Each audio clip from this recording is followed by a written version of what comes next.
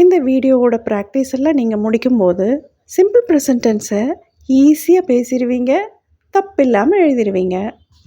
வாங்க ப்ராக்டிஸ் பண்ணலாம். Simple present tense usage முதல்ல பார்க்கலாம். இது ரொம்ப ரொம்ப முக்கியங்க. இது நீங்கள் எந்த அளவுக்கு அண்டர்ஸ்டாண்ட் பண்ணிக்கிறீங்களோ அந்தளவுக்கு இதுக்கு அடுத்தடுத்து வர டென்ஸ் எல்லாம் நீங்கள் ஈஸியாக புரிஞ்சுக்குவீங்க. ஒரு யூசேஜாக ப்ராக்டிஸ் பண்ணலாம். Usage 1, regular and habitual events. Habits எல்லாம் நீங்கள் சிம்பிள் ப்ரெசன்ட் டென்ஸில் சொல்லலாம். நீங்கள் ரெகுலர் ஆக்டிவிட்டீஸ்னால் நல்லா புரிஞ்சுக்கணும். டெய்லி பண்ணுறது மட்டும்தான் ரெகுலர் ஆக்டிவிட்டீஸ்ன்னு கிடையாது. வாரம் நான் கோயிலுக்கு போகிறதும் ரெகுலர் ஆக்டிவிட்டீஸ் தான். வருஷத்துக்கு ஒரு வாட்டி நான் ஊருக்கு போகிறதும் ரெகுலர் ஆக்டிவிட்டீஸ் தான். வாங்க சிம்பிள் ப்ரெசன்ட் டென்ஸை எப்படி ஃபார்ம் பண்ணலான்னு பார்க்கலாம். நீங்கள் நினைக்கிறத ஒரு சென்டென்ஸாக கொடுக்குறீங்கன்னா 2 விஷயம் பேசிக்காக வேணும். செய்கிறது யார், அவங்க என்ன செய்கிறாங்க. இந்த 2 விஷயம் இருந்தால் தான் அது ஒரு சென்டென்ஸ். அதுலேயே சில டைம் கம்ப்ளீட்டாக இருக்கும். இல்லைன்னா எதை செய்கிறாங்க அப்படின்றத சேர்த்து நம்ம சொல்லுவோம். அப்போ அது சொல்ல வரவங்களுக்கு விஷயம் தெளிவாக புரிஞ்சிடுச்சுன்னா அது கம்ப்ளீட் சென்டென்ஸாக இருக்கும். இல்லைனா எப்படி பண்ணாங்க, எங்கே பண்ணாங்க, எப்போ பண்ணாங்க, இதெல்லாம் கூட சேர்த்து சொல்லும்படியாகவும் இருக்கலாம். சிம்பிள் ப்ரெசன்ட் டென்ஸில் நீங்கள் நினைக்கிறத சொல்கிறதுக்கு தேவையான விஷயங்கள் இவ்வளோதாங்க. இந்த விஷயங்களை எப்படி ஆர்டராக கொடுக்குறதுன்னு பார்க்கலாம். ஏன் ஆர்டராக கொடுக்கணும்? இப்போ தமிழில் நான் புத்தகம் படிக்கிறேன் அப்படின்னு ஒரு சென்டென்ஸ் இருக்குது. இதை படிக்கிறேன் நான் புத்தகம் அப்படின்னு சொன்னோன்னு வச்சுக்கோங்க, கேட்குறவங்களுக்கு இவன் புக்கு படிக்கிறானா இல்லாட்டி நான் அப்படிங்கிற பேரில் உள்ள புக்கு படிக்கிறானா அப்படின்னு ஒரு குழப்பம் வரும். இதுவே ஆர்டராக நம்ம சொல்லிட்டோம்னா இந்த குழப்பம் வராது. தமிழுக்குன்னு ஒரு வாக்கிய அமைப்பு முறை இருக்கிற மாதிரி ஆங்கிலத்துக்கும் இருக்குது. அதை ஒரு கிளான்ஸ் பார்த்துக்கிட்டோன்னா நம்மளுக்கு ஈஸியாக இருக்கும். ஃபஸ்ட்டு யார் பண்ணாங்க, நெக்ஸ்ட்டு என்ன பண்ணாங்க, அதுக்கடுத்தது எதை அல்லது யாரை, அதுக்கடுத்தது எப்படி, எங்கே, எப்போது. மாற்றி எப்போ, எங்கே, எப்படின்னு போட்டோன்னா கேட்குறதுக்கு நல்லா இருக்காது. ப்ராக்டிஸ் ஸ்டார்ட் பண்ணலாமா? இந்த யாருன்ற இடத்துல நம்ம இப்போ ஒருத்தர் போடலாம். யாரை போடலாம்? அதுக்கு 3 பேர் வேணும். ஒன்று நான், ஒருத்தராக இருந்தான்னா, நிறைய பேராக இருந்தால் நாங்கள், நீங்கள், ஒருத்தராக இருந்தால் நீ, நீங்கள், நிறைய பேராக இருந்தாலும் நீங்கள். நம்ம 2 பேரும் இன்னொருத்தரை பற்றி பேசுவோம். அவங்க ஒருத்தராக இருந்தால் அவனாவோ அவளாவோ அதுவாவோ இருப்பாங்க. நிறைய பேர் இருந்தாங்க அவர்கள் அவைகளாக இருப்பாங்க. இந்த 3 பேருக்குள்ளே யாராவது ஒருத்தர் தான் நம்ம யாரில் போடலாம். ஃபஸ்ட்டு ஐலேருந்து ஸ்டார்ட் பண்ணலாம். நான் தினமும் 6 மணிக்கு எழுந்திருக்கிறேன் அப்படின்னு சொல்ல நினைக்கிறேன். ஐ wake up at 6 o'clock every day. நான் தினமும் 6 மணிக்கு எழுந்திருக்கிறேன் அப்படின்னு சொல்ல நினச்சது சொல்லியாச்சு. எழுதும்போது சென்டென்ஸை கேபிட்டல் லெட்டரில் ஆரம்பிக்கணும், ஃபுல் ஸ்டாப்பில் முடிக்கணும். நெக்ஸ்ட் சென்டென்ஸ் போகலாமா? நெக்ஸ்ட்டு வி, நாங்கள் வச்சு ஆரம்பிக்கலாம். நாங்கள் தினமும் காலையில் உடற்பயிற்சி செய்கிறோம். We exercise every morning. நாங்கள் தினமும் காலையில் உடற்பயிற்சி செய்கிறோன்னு சொல்ல நினச்சதை சொல்லியாச்சு. எழுதும்போது சென்டென்ஸை கேபிட்டல் லெட்டரில் ஆரம்பிக்கணும், ஃபுல் ஸ்டாப்பில் முடிக்கணும். நம்ம எவ்வளோ அடிக்கடி ஒரு வேலையை செய்கிறோம், எவ்ரி டே, எவ்ரி மார்னிங், இந்த மாதிரியான வார்த்தைகளோடு தான் இந்த சென்டென்ஸை நம்ம அமைக்கணுன்றதை நம்ம கவனம் வச்சுக்கணும். ப்ராக்டிஸ் பண்ணலாமா? நீங்கள் ப்ராக்டிஸ் பண்ணுறதுக்கு முன்னாடி அமைதியான ஒரு இடத்துல உட்காந்துட்டு வாயை திறந்து சத்தமாக உங்களுக்கு கேட்குற மாதிரி சொல்லி பழகுங்க. அப்போ தான் நீங்கள் பேசணும்னு நினைக்கும் போது ஆட்டோமேட்டிக்காக பேச வரும். ப்ராக்டிஸ் பண்ணலாமா? First sentence 3 times.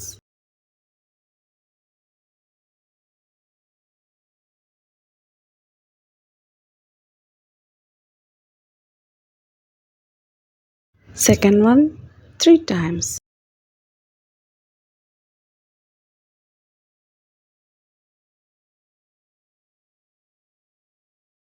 அழகாக ப்ராக்டிஸ் பண்ணிட்டீங்க.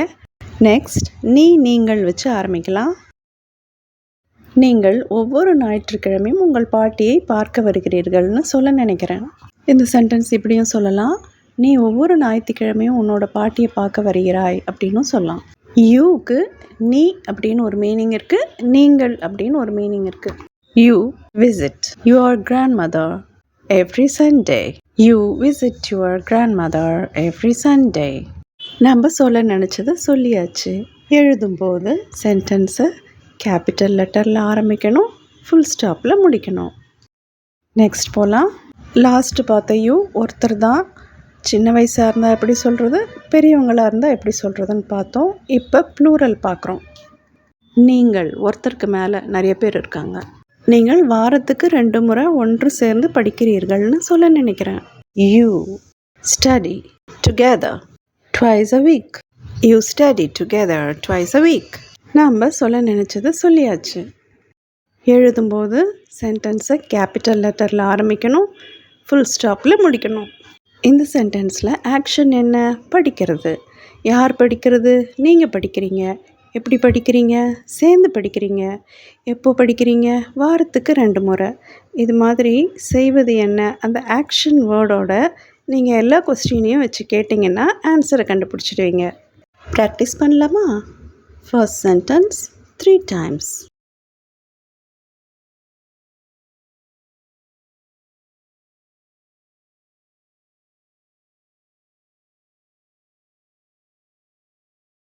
Second one 3 times.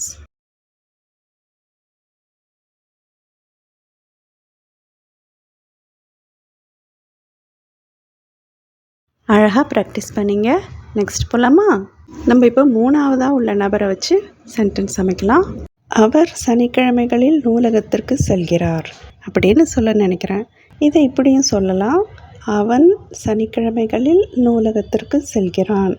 He goes to the library on Saturdays. He goes to the library on Saturdays. அப்படின்னு நம்ம சொல்ல நினச்சதை சொல்லிட்டோம். இங்கே கவனிச்சிங்களா? கோ அப்படின்னு போடுறதுக்கு பதில் கோஸ் அப்படின்னு போட்டிருக்கு. இந்த ஸ்பெல்லிங் ரூல்ஸ் ஒரு கிளான்ஸ் பார்த்துக்கலாம். கோ அப்படிங்கிற அந்த வினைச்சொல் ஓ அப்படிங்கிற லெட்டரில் முடியறதால இஎஸ் ஆட் பண்ணியிருக்காங்க. இது மாதிரி எல்லா இடத்துலையும் மாறாது. நம்ம 3ஆவதாக ஒருத்தர் பற்றி பேசுகிறோம் பாருங்கள். அவனாவோ அவளாவோ அதுவாவோ ஒருத்தவங்க இருக்கிறாங்கல்ல, அதுக்கு மட்டும்தான் மாறும். இது வேறொன்றும் இல்லை. தமிழில் செல்கிறான், செல்கிறாள், செல்கிறதுன்னு அந்த லாஸ்ட்டில் முடியுது பாருங்கள். கிரான், கிரால், கிறது. அதுதான் இது. தமிழில் தனித்தனியாக வச்சுருக்காங்க. இவங்க ஆண், பெண், அக்ரிணை இது 3த்துக்குமே ஒரே மாதிரி வச்சுருக்காங்க. வினை சொற்களோடு எஸ் ஆட் பண்ணணும். இந்த ஸ்பெல்லிங் ரூல்ஸ் எல்லாம் மனப்பாடம் பண்ணணும்னு இல்லை, ஜஸ்ட்டு தெரிஞ்சுக்கிட்டா நம்ம ப்ராக்டிஸ் பண்ண ஈஸியாக வந்துடும். நெக்ஸ்ட் போகலாமா? வழக்கமாக அவள் படுக்கைக்கு செல்லும் முன் டிவி பார்க்கிறாள் அப்படின்னு சொல்ல நினைக்கிறேன். She watches TV before bed regularly. She watches TV before bed regularly அப்படின்னு சொல்ல நினச்சதை சொல்லிட்டோம். இங்கே கவனிச்சிங்களா? வாட்ச் அப்படிங்கிற வினைச்சொல்லோடு இஎஸ் ஆட் பண்ணியிருக்காங்க. ஏன்னா அந்த வினைச்சொல் சிஹெச் அப்படிங்கிற லெட்டர்ஸில் முடிஞ்சிருக்கு. அதனால் இஎஸ் அப்படிங்கிற லெட்டர்ஸ் ஆட் பண்ணியிருக்காங்க. CH, SS, SH, X, Z, Z இந்த மாதிரியான லெட்டர்ஸில் வினைச்சொற்கள் முடியும் போது இஎஸ் ஆட் பண்ணணும். நெக்ஸ்ட் போகலாமா? அது மாலை நேரங்களில் அழகாக பூக்கிறதுன்னு சொல்ல நினைக்கிறேன்.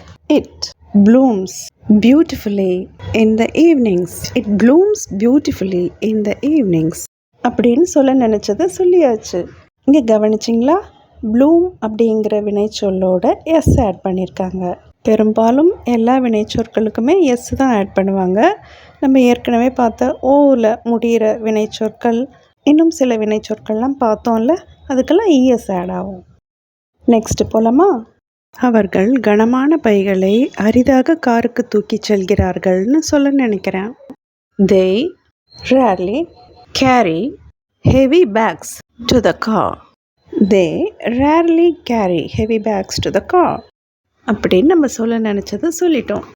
இங்கே கவனிச்சிங்களா? கேரின்ற வேர்டு அப்படியே வந்திருக்கு. எஸ்ஓ, இஎஸ்ஓ, ஐஏஎஸ்ஓ ஆட் ஆகலை. ஏன்னா இவங்க 3ஆம் நபராக இருந்தாலும் ஒருத்தருக்கு மேலே இருக்காங்க, நிறைய பேர் இருக்காங்க. இங்கே ஸ்பெல்லிங் ரூல்ஸ் படி கேரியில் உள்ள லாஸ்ட் லெட்டர் ஒய்யை எடுத்துகிட்டு ஐஇஎஸ் போட்டோன்னா தப்பு. இதுவே அவன் கனமான பைகளை காருக்கு தூக்கிச் செல்கிறான் அப்படின்னு சொன்னோன்னா அங்கே கேரியில் உள்ள ஒய்யை எடுத்துட்டு ஐஇஎஸ் சேர்க்கணும். அங்கே சேர்க்கலைன்னா தப்பு. ஏன்னா 3ஆம் நபரில் ஒருத்தராக இருக்கார். சிம்பிள் ப்ரெசன்ட் டென்ஸில் உள்ள அவன், அவள், அது இந்த 3 பேர்த்துக்கு தவிர்த்து வேறு எதுக்கும் இது அப்ளை ஆகாதுங்கிறத நீங்கள் மைண்டில் வச்சுக்கணும். இங்கே கவனிச்சிங்களா? ரேர்லின்ற வேர்டு வினைச்சொல்லுக்கு முன்னாடி வந்திருக்கு. பொதுவாக இந்த மாதிரியான நெகட்டிவ் மீனிங் இருக்கிற வேர்ட்ஸ் வினைச்சொல்லுக்கு முன்னாடி வரும்ன்றத மைண்டில் வச்சுக்கணும். ரேர்லின்னா நாட் ஆஃபன், ரொம்ப அடிக்கடி இல்லை அப்படின்னு அர்த்தம். இது ப்ராக்டிஸ் பண்ண ஈஸியாக வந்துடும். ப்ராக்டிஸ் பண்ணலாமா? இங்கே கவனிச்சிங்களா? எவ்வளோ அடிக்கடி இவங்க இந்த வேலையெல்லாம் செய்கிறாங்க அப்படின்ற வேர்ட்ஸை on Saturdays, regularly, in the ஈவினிங்ஸில் எஸ் ஆட் பண்ணியிருக்கு. கவனிச்சிங்களா? எல்லா சாயங்காலமுன்னு மீனிங். ரேர்லி, அரிதாக, இந்த மாதிரியான வேர்ட்ஸ் வச்சு நம்ம சென்டென்ஸ் அமைக்கும்போது தான் அது ரெகுலர் அண்ட் ஹபிச்சுவல் ஈவெண்ட்ஸை சொல்கிற மாதிரி இருக்கும். ப்ராக்டிஸ் பண்ணலாமா? First sentence 3 times.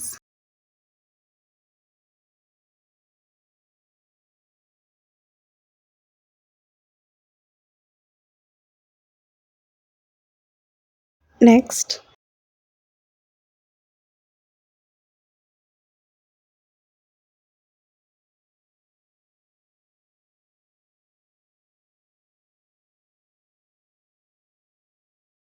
Next.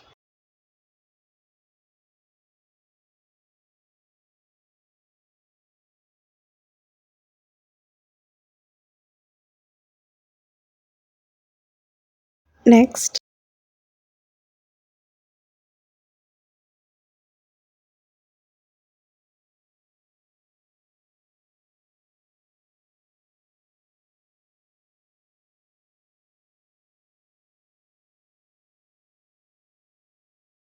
Next.